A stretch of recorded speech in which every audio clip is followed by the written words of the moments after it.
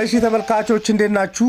ዛሬ እሁድ ስለሆነ ከተለመደው ወጣ ያለ አንድ ሐሳብ ላጋራችሁ ፈልጌያለሁ። ሰሞኑን አንድ ፊልም ወጥቷል። ስትሮ ሚል ፊልም የታይለር ፔሪ ፊልም ነው። ያው እኔ ፊልሞች እመለከታለሁ በደንብ ያለው ፊልም እና ስትሮ የሚባለው ፊልም አዲስ ፊልም ስለሆነ እየተመለከትኩ ነው እና የብዙ ሰዎችም ኢንጌጅመንት ያለበት ፊልም ነው እና ትሪጃ ፒየንሰን የምትሰራበት ፊልም ነው።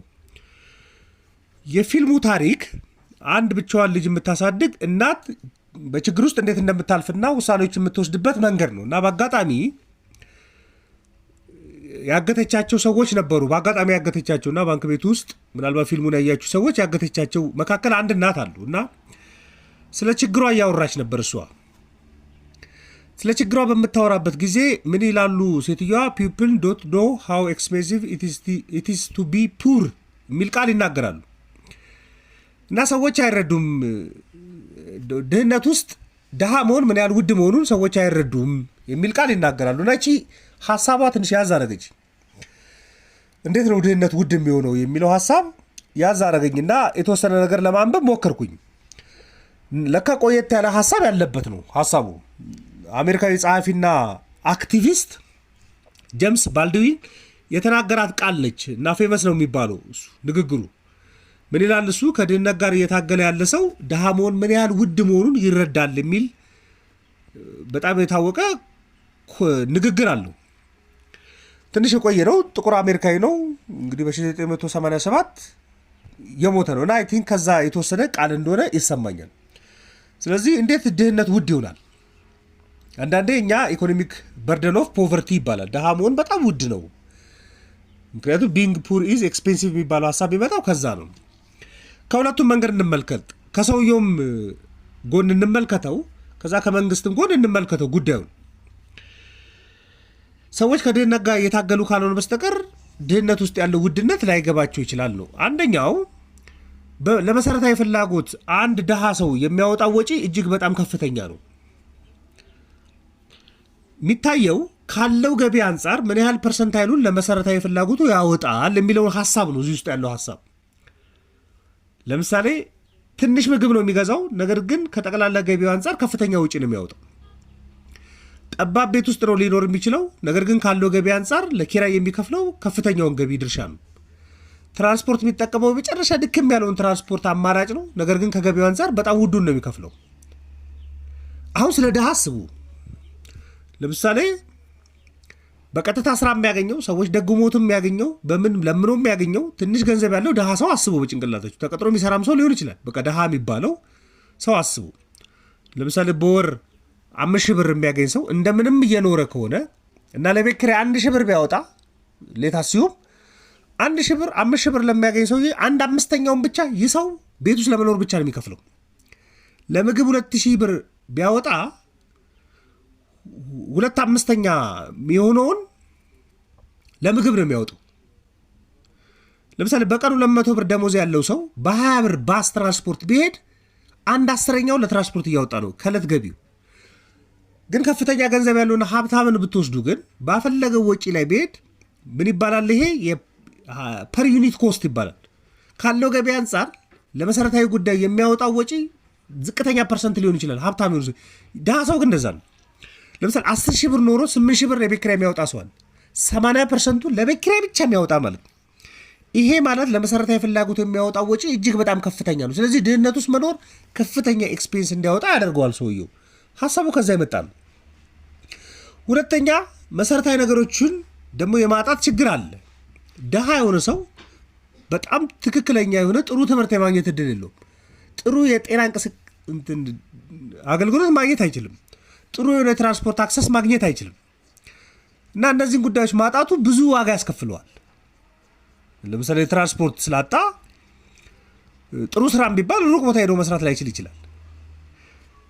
የጤና መጓደል ደግሞ ትክክለኛ ቦታ ለምሳሌ ጽዳት ያለው ቦታ አለመኖር፣ ንጹህ ውሃ አለመጠጣት፣ ንጹህ ቦታዎች ላይ አለመኖር፣ በጊዜ የጤና እንክብካቤ አለማድረጉ ሰውየውን ኢፌክቲቭሊ ስራም እንዳይሰራ ያደርገዋል። ለጤናውም የሚያወጣው ወጪ ካለው ገቢ አንጻር ከፍተኛ እንዲሆን ያደርግበታል። የጽዳት መጠበቂያም ላይኖር ይችላል። ለምሳሌ በበቂ ሁኔታ እንኳን ሻወር የሚወስድበት አክሰስ ሊያጣ ይችላል ሰውየው። ለጤና የሚጎዳ ምግብም ሊመገብ ይችላል ሰውየው። ስለዚህ መሰረታዊ ነገሮችን ማጣት ዋጋ በጣም እያስከፈለው ይመጣል። ስለዚህ የሚያስከፍለው ዋጋ ደግሞ ውድ ነው ለሰውየው ካለው ገቢ አንጻር ነው። ደግሞ እድሎቹ በጣም ጠባብ ይሆናሉ። የፋይናንስ እድሎቹም በጣም ጠባብ ይሆናሉ። ለማደግ እንኳን ቢሞክር ከፍተኛ ልፋት፣ ነገር ግን ጥቂት ገቢ ነው የሚያገኘው። ለምሳሌ ቀኑን ሙሉ ደሃ የሆነ ሰው ቀኑን ሙሉ የሚሰራው የጉልበት ስራ በጣም ቀኑን ሙሉ ሰርቶ ነገር ግን የሚያገኘው ቀኑን ሙሉ የተለፋበትን ያህል መጠን ላይሆን ይችላል። አነስተኛ የረፍት ጊዜ፣ አነስተኛ የመዝናናት ጊዜ ነው የሚኖረው። ስለዚህ አንድ ሆዱን ለመሙላት ወይ ቤተሰቡን ለማስተዳደር የሚያወጣው ወጪ ከፍተኛ ነው ከሚል ሐሳብ ነው ሐሳቡ የመጣው።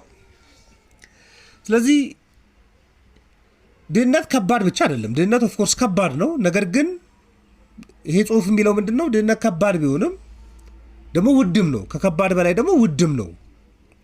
ለምሳሌ በሀብታምና በድሃ መካከል ያለው ጉዳይ በጣም የተለጠጠ ነው። ድህነት በጣም እያደገ ሲሄድ ገቢ ባለበት የሚቆም ከሆነ ከታች ያለው ማህበረሰብ የገበያ ድርሻው እየተሸረሸረ ነው ይመጣ። ለምሳሌ አንድ እንጀራ በ25 ብር የሚገዛ የነበረ ሰው ከገቢው አንጻር አንድ እንጀራ 25 ብር ድርሻ ነበር የነበራል። ነገር ግን እንጀራ 30 ብር ቢገባ የሰውየው ገቢ ካላደገ 30 ብር ይሆናል የአንድ እንጀራ ድርሻ ማለት ነው። አንዳንዴ ተአምር ካልተፈጠረ በስተቀር ህይወትን ለማቆየት በጣም ከባድ ነው። ምን ውስጥ ያቆያቸዋል የሚባለው ፖቨርቲ ትራፕ ይባላል። በቃ እዛው የድህነት ሳይክል ውስጥ መኖር ማለት ነው። እንግዲህ ልጅም ቢኖረው እዛው ድህነት ውስጥ ያንኑ ህይወት መደጋገም ይሆናል። በቃ ምክንያቱም ቆጥቦ ተሻሽሎ ያድጋል ልንል አንችልም። ለቁጠባ የማይበቃ ገቢ ነው ያለው ድሃ ሰው እዛው ድህነት ውስጥ ረጅም ጊዜ ነው እንዲኖር ይገደዳል ማለት ነው። አክሰስ የትምህርት ቤት አክሰስ የማያገኝ ከሆነ እዛው ድህነት ውስጥ እንዲቆይ ያደርገዋል። ብድር አክሰስ አግኝቶ ስራ እንዲሰራ የማይሆን ከሆነ እዛው አክሰስ ውስጥ የሚጠፉ ነገሮች በሙሉ ህይወቱን ኮስት እያደረጉበት ይመጣሉ። ስለዚህ ድህነት ውድ ነው። በግለሰቡ ደረጃ ሰርቫይቭ ለማድረግ ውድ ነው።